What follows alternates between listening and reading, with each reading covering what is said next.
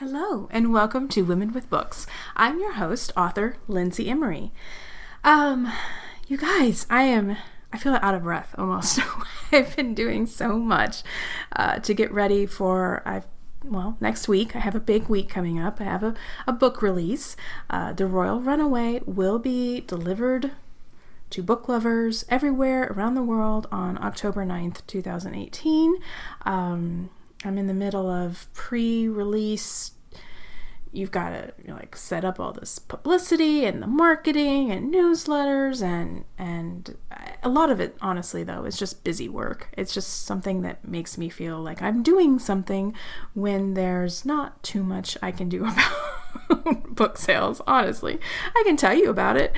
I can let people know that it's available, but I can't actually, force you to put a finger on a mouse button and buy my book. So I'm doing what I can just to kind of keep my mind off things. I've got a big week planned for a special treat. I decided to celebrate my release with a Taylor Swift concert.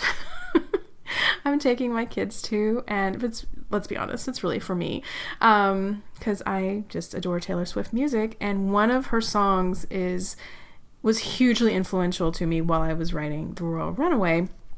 And I won't tell you about that now. I was going to save that as kind of a release week surprise in my newsletter. So if you are interested in hearing more about my books and being on my Lindsay Emory newsletter, please go to my website, and it's fairly clear there how to get to it. I'll also put that note in the show notes, that link in the show notes. But speaking of releases, my next guest has just had her own release of the perfectly adorable, heartwarming women's fiction romance, whatever we're calling it these days. This is a great story. It's Trouble Brewing by Suzanne Baltsar. And Suzanne is a new friend I met just this summer in Denver. We talked about it in the episode, and our eyes met across the room, and I saw her adorable book, and I talked to her for 2 minutes, and I knew that she was an awesome person. And then, of course, I read her book, and I'm blown away and madly jealous. So I think you will also really fall in love with Suzanne and her stories, both her verbal and her written ones. So please enjoy this episode of Women with Books. There we go. Welcome to Women with Books. I have today Suzanne Baltsar. I should have asked you how to pronounce that. No, that's perfect, yeah. Baltsar. On the first try. I know. Well, I just met you in Denver at RWA Nationals, and of course, I just called you Suzanne. I didn't call you by your last name. Yeah. So, how are you doing today? Terrific. It's a lot of rain here, but other than that, pretty good. And there is in there is in technically a suburb of Allentown, which is the east coast of Pennsylvania. Oh my gosh. If we were not being really professional on this podcast right now, I'd probably launch into a Billy Joel song, but I won't. I usually say, Billy Joel song. That's where I'm from. Oh. Whoops. Hold on, I can't hear you. Hello? Yep. Okay, there we go. So was that your first RWA conference in Denver? It was, yes. What did you think? I thought it was awesome. It was a lot, but it was awesome. So I met you right after our signing, because we both have books coming out with Gallery Books this fall, and I guess I'd seen you from across the room, but you looked very confident and like you could handle it. Oh my God, then thank you, because I didn't feel it at all. Well, I think then afterwards, when the crowd died down and we were all just chatting, I saw you and you just looked so overwhelmed, and not in a bad way, but I could tell it was maybe your first time. So I wanted to make sure, we got to know each other, and I'm so glad we did. Because as soon as I saw your book cover, I knew that this was a book that I would need to read and I would need to talk about. So you have a book coming out in September 25th. Is 25th, that right? Yep. Mm-hmm. And it's called Trouble Brewing. Mm-hmm. So why don't you tell us about that? It is a woman who brews beer for a living, and she's working to open up her own brewery because she brews out of her garage. And on the road to that, she meets a guy who owns a bar and he wants her beer, and girl meets boy, boy likes her beer, boy and girl fight. So it's a love story in the setting of a brewery world in brewing. So, yeah, taking you back to Denver, and I saw your cover, and you told me about the premise of this book, and then I was so mad that I didn't meet you before the signing and grab a copy of this book. So I will say I haven't read it yet. I have tried blackmailing people at Gallery Books, but they are not giving it to me yet. So how did you get the idea? Well, my husband is a brewer. He home brews, and so we go to a lot of festivals, of beer festivals and things like that. And, we're always at breweries. And if you look around, it's a lot of men all the time. And 3 summers ago, I can't remember, we went to this outdoor festival in the middle of summer, and there was 3 or 4 big tents set up with like 100 different breweries from around the country, and not one of them had a woman behind the bar. And I kept saying to Casey, like, where are all the women brewers? They have to be here. They have to exist. And that it just sparked an idea that, they do exist. They are out there. Women do own breweries and sell beer, but they just aren't as well known as the men, I suppose. So did you have to start doing research into women breweries, or how to brew, or what did you have to do to write this book? Well, I drink a lot of beer. My research was mainly just because my husband brews. I mean, I had to do research, but not really, because I'm married to a brewer. So, my research mainly was going to a lot of breweries, I suppose, and seeing how someone would open up a brewery. Like, my husband's dream is to one day own his own. So that is Piper's dream as well, that she wants to move out of her garage and actually own her own. So my husband was kind of like the main character, but a male. So it was me asking him a lot of questions and going to take tours of breweries and seeing the setup and things like that. So it was fun. It was fun work to do. Yeah, you have the best job in the world. Yeah. Are breweries or independent breweries popping up in Pennsylvania? Is that like a hot spot for them? Or yeah, not as much as I picked Minneapolis because that right now is a huge spot for craft brew. Some of the bigger, we have a couple local ones that we go to quite often, but the bigger ones are more towards Philly, which is about an hour away. But there are just some like Nashville, Minneapolis, Austin, where else? I guess San Francisco. There's a couple cities that are just springing up with so many. And within the last 2 or 3 years, I'd say that the craft brew world has just exploded. Like, there aren't many people drinking Coors anymore. You see everybody with a fancy bottle and label and things and drinking fancy IPAs. So I feel like there's an older generation that drinks like Bud Light, and then the millennials all drink these specially crafted, really expensive brews from somewhere. So it's a huge booming business right now. As soon as you said Bud Light, my stomach churned just thinking about college and every single frat party I went to.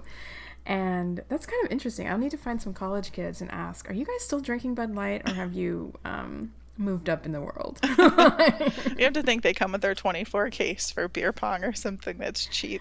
Yeah, they still need something cheap, but yeah. I mean, isn't not very cool to drink it anymore. You're absolutely right. Yeah. And I love one of the authors that blurbed or gave you a cover quote for Trouble Brewing was Amy E. Reichert, who I had on the podcast earlier this spring, and she's like the perfect person. Have you gotten to talk to her? I haven't talked to her in person, no. Okay. But after she sent in that blurb, I was like, because I love The Coincidence of Coconut Cake is one of my favorite books, and I was just like fangirling when when she sent that blurb in, and it's such a good blurb too. And so I emailed her right away, and I said, "Oh, I have to buy you all the beer in the world." So Yeah. she was very sweet and very kind to do that. Well, she's kind of an expert on these things, and like I think I got her talking about cider when she was on my her episode of this podcast, and I definitely got the feeling that she could have talked like a whole brewing podcast just Right. about cider. So, what was the hardest part of writing this book? Not drinking beer while you wrote it? Actually, so I started, let me think, I have to do some mental math. So I started writing this book in August of 2016, and I finished in um, like November-ish, end of October, early November. So I was finished with the book, and I had sent it out to CPs then.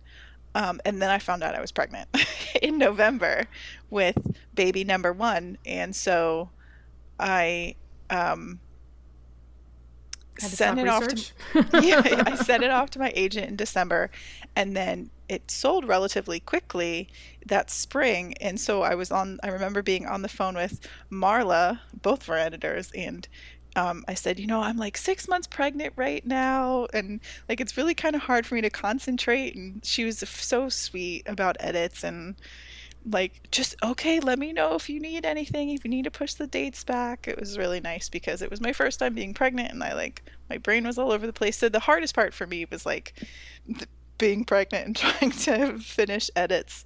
That was the hardest part. Right, because so that's really fascinating. So it was your first baby, Hmm. and this is your debut book. Yeah, yeah. Hmm. That's a lot to handle in the Two babies, a real baby and a book baby. Yeah, truly, because yeah. we all say that it's a book baby, every book that comes Hmm. out, and it's just as much work, just as much Yeah, yeah, stress and yeah. uncertainty. So, what's the best part of being a debut author? Ooh, the best part of being, I guess, all the excitement. I mean, it's just really fun to have people read your book and be excited about it and really like it, because of course you think like nobody's going to read, number one, nobody's going to read the book, and if they do read the book, they're going to hate it. So it's really nice to have people read it and love what you're writing. And you have you fear that nobody wants to read your garbage trash writing. Like, you just write it for yourself and hope somebody else likes it. So That is true. But here's the deal. Obviously, it's not garbage trash writing because Marla Daniels at Gallery yeah. Books cannot be wrong. Yeah. Yeah, and for those who haven't gleaned yet, Marla Daniels is also my editor, so she has amazing taste. Yes, yes, she does. And I don't get why people hate books. People just need to stop hating books. I I know. It doesn't make any sense. They're just nasty people. Don't When you hear ignore people that them. are like, I don't read. What does that even mean? I don't know what that means. What do you do? Yeah. Do you even go here? She doesn't go here. Did any part of writing or publishing this book surprise you? Actually, yeah, and I think it was just the luck of the universe that it happened for me relatively quickly, in the time between my agent getting it to Marla and accepting the offer. And then, um, you hear these stories where it takes years and years and years for a book to finally come out between when they sign the contract. And this all happened quickly. I mean, my baby just turned one yesterday, and now my book is coming out next month. So that was a pretty quick turnaround for both things, for both babies. Have you had um, a birthday party for your baby, or are you going to combine it with the release party? no, we had my parents and grandparents and my niece and nephew. We just had cake and ice cream and watched him turn into the Hulk from the sugar. And are you going to have a release party with some of your husband's homebrew? We think so. We're hoping to go to a brewery and figure something out. I'm gonna let him take care of that, though. Yeah, he should. That would Yeah. be so fun. I think any brewery would love to have you and your book featured all over Instagram. Yeah, hopefully, yeah. Well, I was going to actually say earlier about the women brewers thing because I'm going to have to look this up and I'll put it either in the show notes or in my newsletter and I'll send it to you. But I listened to a podcast a while back about how, hey baby, um, what was it? About how through most of history, brewing beer was a woman's job Hmm. and how that shifted like mainly in the 20th century. Yeah. And that even in the 19th century, it was still like the women who were brewing beer for their men out in the fields and stuff. So, Yeah. Hmm. yeah, do you know why that kind of shifted and it became kind of a man's job to make, I I mean, don't know, from my fermented hops? historian point of view, well, fun fact about me, I used to be a history teacher. Um, but I actually don't know the reason why. I would just guess because it became a business then, and with the Uh, passing of prohibition, it became a man's world. I'd assume that's why, when money got involved, yeah, that exactly. that men took over and kicked all the women out. Well, also maybe we were smart enough to be like, I'm not getting arrested for this. Yeah. You go ahead. You take over that. And then once they take it over, then they don't give it back. But I was reading some of the reviews for your book, some of the early reviews that are already out on Goodreads. And someone said you made a lot of Friends references to the TV show Friends Oh in yeah. the book, which made me laugh so hard because when we were in Denver, I think you and I might have bonded over a couple of TV show Yeah. quotes that were coming back and forth. So, is it just Friends that you reference in the book, or is there any other No, hidden there's things? there's a couple of pop culture things. Piper, like me, is a pop culture savant, which is on my business card. So she is just addicted to any popular TV show or movie or anything on Netflix, and she just references, Gilmore Girls and Friends, and um, I can't think of I The can't think of Office? other things. I don't think she references The Office. Oh, Sandlot. She Oh she has yeah. some Sandlot quotes. Um, Things that stand the test of time. no, I didn't grow up in the 90s. No.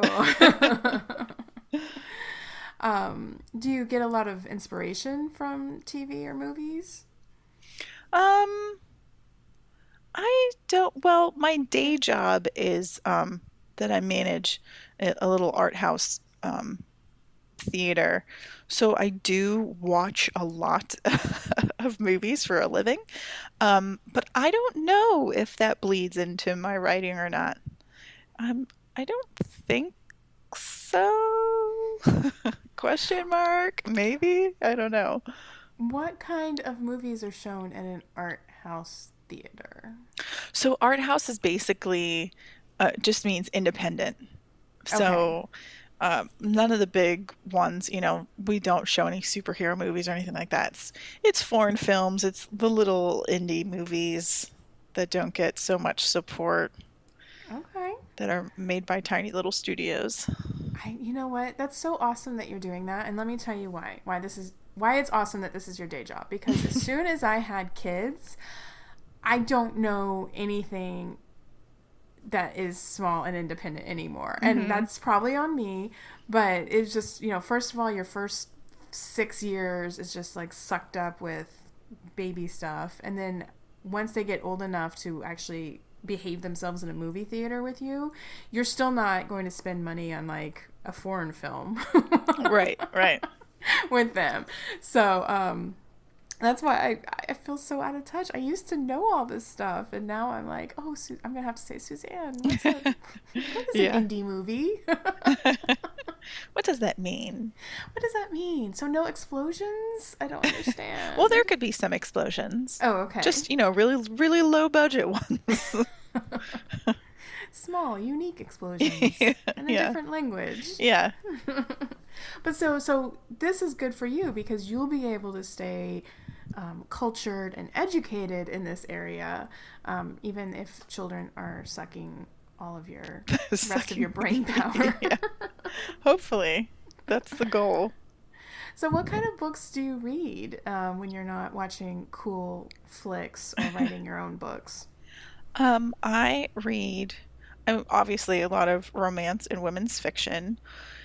I go in periods of historical fiction. I really love good historical fiction, but those come and go for like 6 months. I'll read like I'm having a brain fart of the Philippa Gregory. So I'll read like a whole bunch of hers at a time, and then I won't. She writes a lot about tutors, yeah, and stuff, yeah. Yeah, and then I like Viking fiction, or I'm really into Irish history because my family's Irish, so I really like reading Irish fiction and reading about Irish storytellers. So I'll go in and out of that, but mostly I stick with romance and women's fiction. I like lighter stuff. I also like memoirs. I've read some really good. I have Joe Biden's memoir on my Kindle that for like months now that I've been meaning to read. That I really want to read. So I'll probably read it within the next couple of weeks. That'll be interesting. Let me know how that one goes. Yeah. Because I think I would love to sit at a table with him and have him tell me stories, but I'm not sure. I'd be interested to see if that translates through the book. Yeah, well, I got it because his son had died, and yes. My brother 3 years ago passed away, and so I bought it just knowing what he went through and what I went through. So I thought I just wanted to read his story. Yeah, he Joe Biden had suffered also the loss when he was younger with his wife and daughter. Yeah. It was daughter or son then too? Daughter. I think so. Yeah, because the son was more recent. So he's just been through a lot that I'm really interested in hearing his voice. Yeah, I would love that too.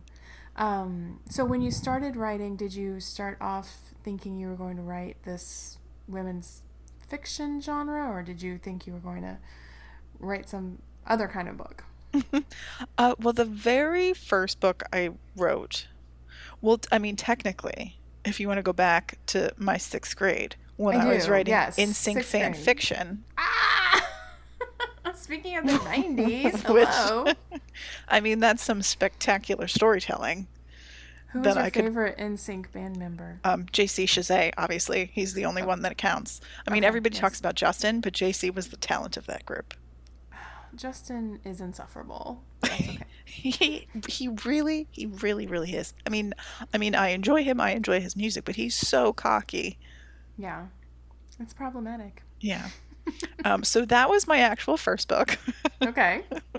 And can I ask, what did they do in this NSYNC fan fiction? In NSYNC fan fiction. Okay, so I base characters off of me and one of my best friends, Sarah. And Sarah was a hairdresser, and my character was a dancer because I danced when I was younger and all through college. Gosh, y'all are so glamorous. And then we ended up going on tour with NSYNC, and then my character and JC got together, and her character and Justin got together because she was in charge of Justin's gorgeous locks. curly locks. And then I wrote another one about Lance before he came out, like when he was still straight and dating Topanga from Boy Meets World. Oh yeah. Yeah, so I wrote about him. I was a fiend. Did you suspect? Was that in your world? I didn't. He was with Topanga. Who wouldn't want to date Topanga? And then when he it wasn't like I was like, oh, bummer, like whatever. But everyone, they were older kids would be like, oh, you should have known. Oh, how? Like, it's not like, so. It's weird, but Yeah, good for him. He's married to a gorgeous man. Yeah. And I think he and Topanga are still friends. I think so too. Yeah. She's also gorgeous. OMG. Yeah. Write some fan fiction about that. Yeah, right. Yeah. Corey and Topanga grown up. Well, how did you feel when Justin and Brittany got together? Oh, I love Justin and Brittany together. And then when she cheated on him with Wade Robson, like, you're making me sweat right now. Oh my God. I could not handle my life. I remember it was junior year of high school. I was so upset. And in dance class, we were dancing to a Britney song. And I was like, no, I can't deal with this right now. I can't deal with this. I was so upset with Britney. Oh my gosh. Okay. Yeah. So this is going to be dug out of the files and submitted. Just change the names, all of this wonderful stuff. Okay, so you started off writing new adult, basically. Basically, yes. Yes. And then you were like, I need to graduate to.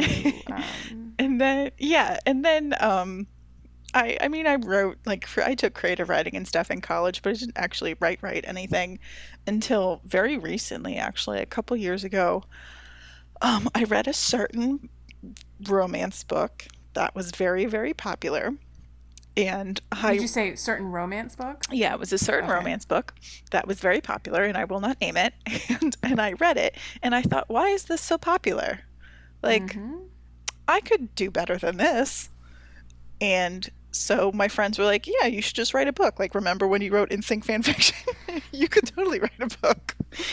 And, well, let me actually back up a little bit. So I have my own film company, so I'm a screenwriter. So I'd written a whole bunch of scripts, and so it's not like I'd stopped writing completely. I was just writing scripts for a couple of years.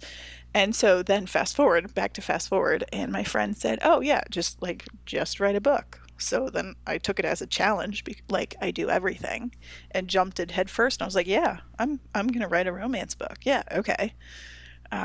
So that was my first book. And then, continuously, and then until I got an agent, and blah, blah, blah, and here we are.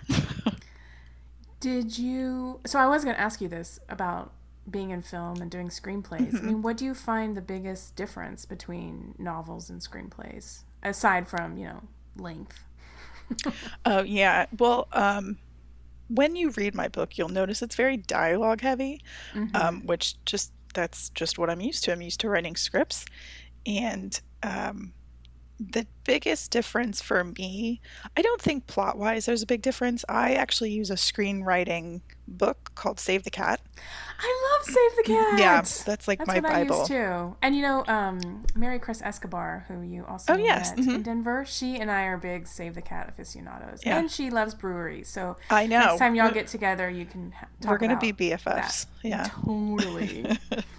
Okay, so you Save the Cat. Yeah, so you Save the Cat. So to me, the plot isn't, you're still doing 3 acts and things like that.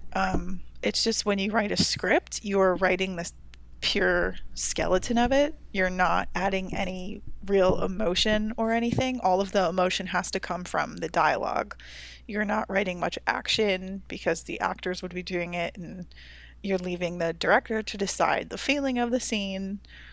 So it's very bare bones, and the hardest part for me is transferring that to a book, because I write very bare bones, and then I have to go back and continuously add things in, and I am constantly getting notes. Like, I know my one note immediately when I send it out to CPs is going to be like, well, what is this person feeling here?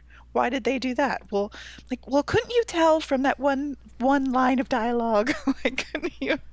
But that's the hardest part, is just me adding more of that background emotion, because I just want to do it all through the dialogue.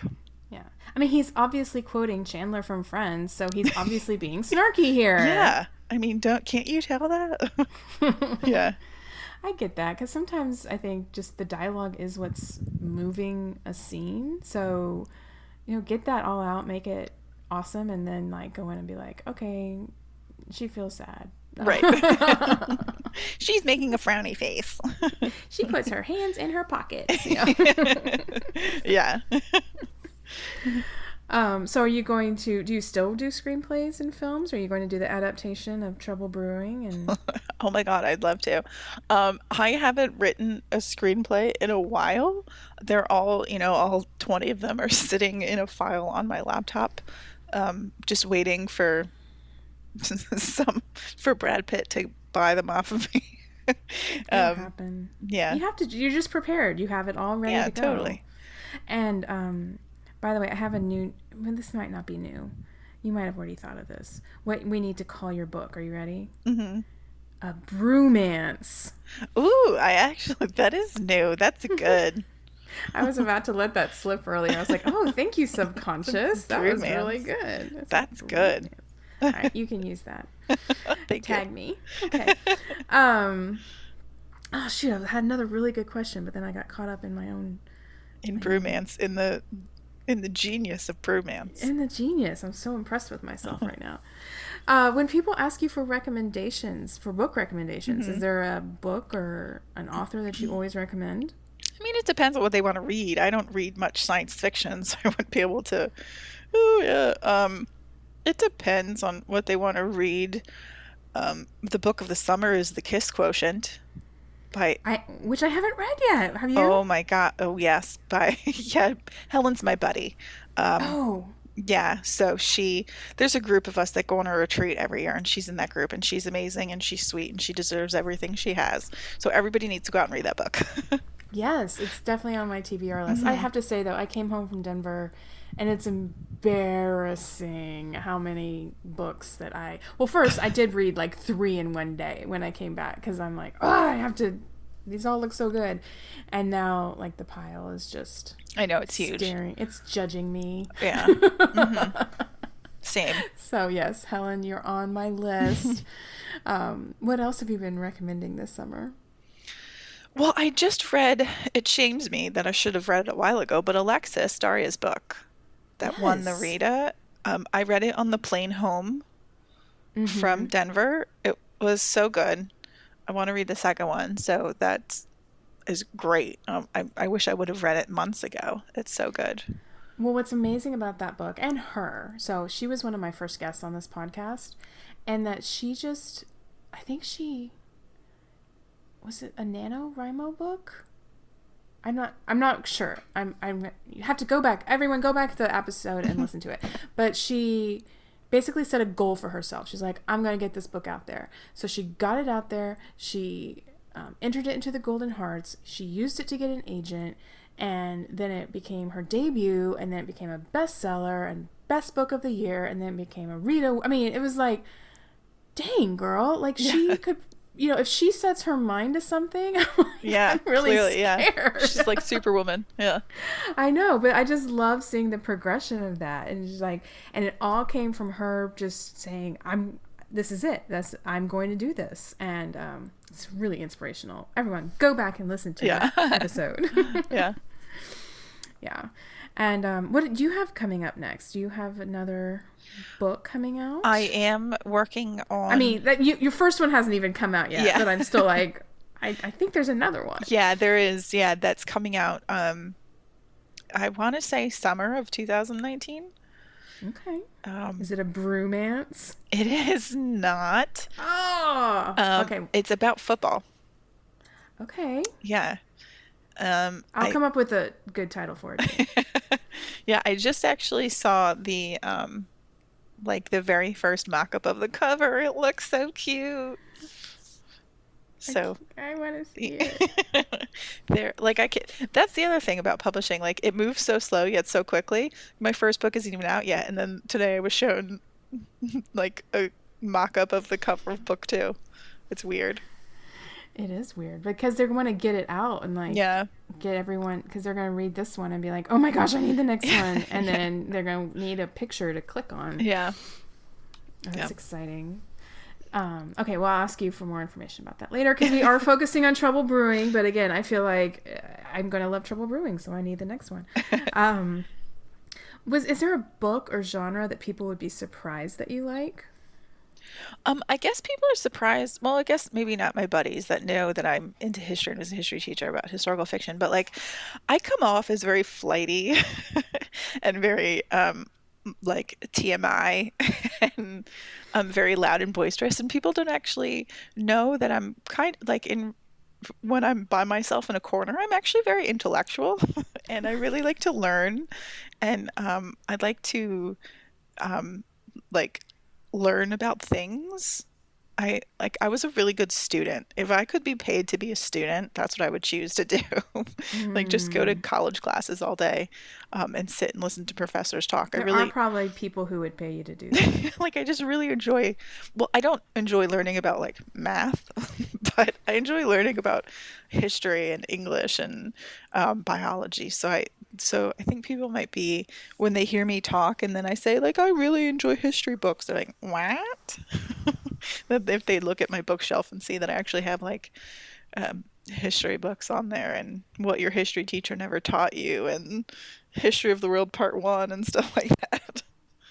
Do you listen to any of the history podcasts? That's some place where that's got a lot of great information right I now. don't. I need to like get into podcasts more. I've listened to a handful. My husband listens to a lot, but I think I need to do that. And now that I moved out to the suburbs, it takes me 15 minutes to get everywhere as compared to 2. I'm not used to having to, 15 minutes is such a long drive. Well, yeah, and that, and you can have it in your ears or, Yeah. while you're dealing with babes. Yeah. Yeah.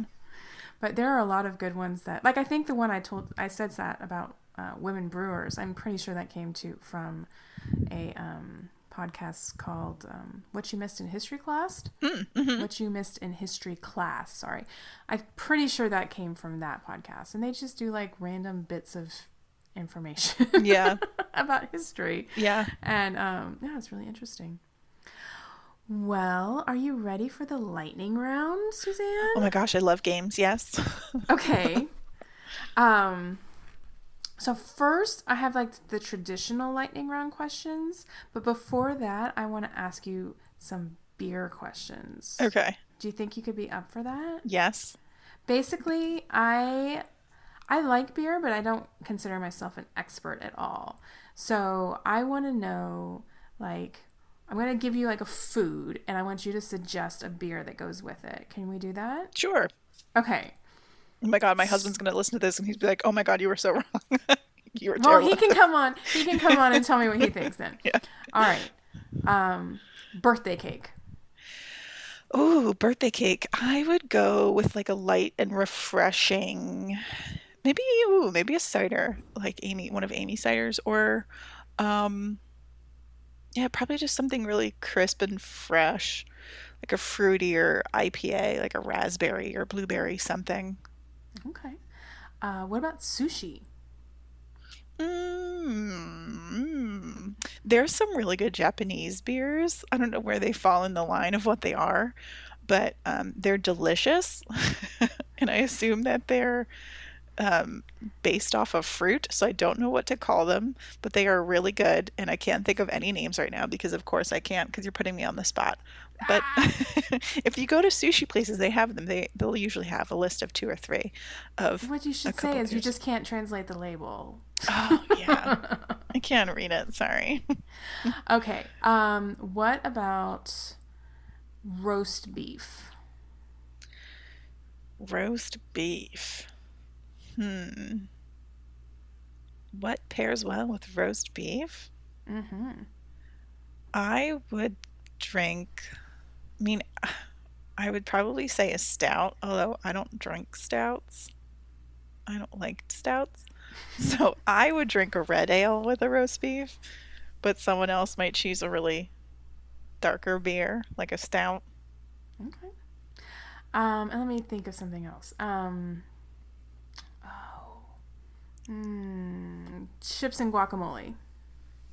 Oh, I mean, obviously cerveza, something from Mexico. All right. That sounds good. That's all the beer questions I have right now. All right. We'll head into the other lightning round. Okay. Dark or milk chocolate? Milk. Coffee or tea? Ugh. I mean, if it's iced tea, I don't like hot beverages. Oh, interesting. Yeah. Okay. Can you even call yourself a writer? I don't know. No, probably not. I need We're like gonna kick you out of lemonade. the club. I know. I'm not going to be the loser in the corner drinking iced tea. When your phone rings, do you answer it? If it's my mother, yes. There you go. How do you normally waste time on the internet? Oh God, Facebook and Twitter and Instagram and Pinterest and everything, every social media ever. Isn't it wonderful? I know. On your next vacation, would you go to the mountains or the beach? The beach. Do you call it soda or pop? Soda. On a romance hero, do you prefer abs, forearms, or a chiseled jaw? Oh, forearms. I mean, so it'd be forearms number 1, abs number 2, jaw number 3. Yeah. Forearms are very popular Yeah. around here. Mm-hmm. Are you more likely to buy a book cover with abs on it or a beach scene? Oh. Oh, it depends. I guess I guess I would go for abs over beach, but it would depend, I suppose. Okay. Would depend on what, Suzanne? Well, well, I tend to always buy authors that I know. I don't buy, which is a shame. I like to buy, or if the blurb is by somebody that I know. Yeah. And then, like the back cover, I read the back cover. Okay. So you're not a cover, you don't make your book buying decisions on the cover. No, I am not a one clicker. No. Okay. Yeah. That's very interesting. Mm-hmm. That's cool. And the very important last question, what are your feelings about turning to the last page of a book first? I always do. No. Yeah, I do. I know. It's a terrible, terrible habit. Why? I don't know. I think it started in high school when we were reading The Great Gatsby. I swear to you, I remember this. And I remember turning to the last page because I remember starting to read Gatsby and I was super into it. I loved the cover and I don't know, I just really got me into that book. And then I was like, I have to know how it ends. And so I turned to the very last page and then there was that, that last quote of we onward we move or whatever, rowing. I can't even remember, but I was like, oh man, this is amazing. This is an amazing line. And now I do it for all my books. I don't know. What if someone came to your cinema and said, just fast forward to the end of the movie so I know if I'm going to like it or not? Yeah, I know. Because that could be the best part of the movie right there. I know. Well, frankly, Scarlett, I don't give a damn. That's all I need to know. I mean, maybe for a mystery, it wouldn't be. But, for a romance, it's going to end happily ever after. I know. So. I mean, I'm not going to try and talk you out of this habit. I just like... You have to live with yourself, that's all. I like to read the very, very last line. I don't read the whole page. It's just the very, very last line. It's terrible. It's a terrible habit, I know. It's interesting, though. I think that if you're just going for the last line, maybe, you're looking for that, is this going to make me feel something at the very end? Yeah. Yeah. Yeah. That's interesting. Well, thanks for coming on today, Suzanne. I've so enjoyed our continuing conversation. And so just let me know when I need to get that book from someone at Gallery. Hint, hint. Hint, hint, Marla. I will definitely be reading it as soon as I can because, like I said, it's going to be awesome. This Brewmance is starting a trend. Yes. Thank you so much. Thank you. Thank you for joining us today. I started this podcast so I could have the conversations I wanted to have about books. And by listening, you're part of the conversation too. Contact me on our Facebook page or on any of my social media accounts at Lindsay Emory if you want to talk some more, or sign up for my fantastic newsletter. And please leave me a review. It helps other listeners and readers find us. 5 stars if you love books. Thanks, and keep reading.